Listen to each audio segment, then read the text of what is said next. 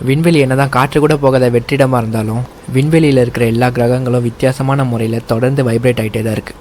NASA ஒரு hitech எக்யூப்மெண்ட்டை வச்சு அந்த வைப்ரேட்டை ஒரு சவுண்டாக கன்வெர்ட் பண்ணாங்க. இதை வச்சு கிரகங்கள் எழுப்புகிற சத்தத்தை நம்மளால் கேட்க முடியும்.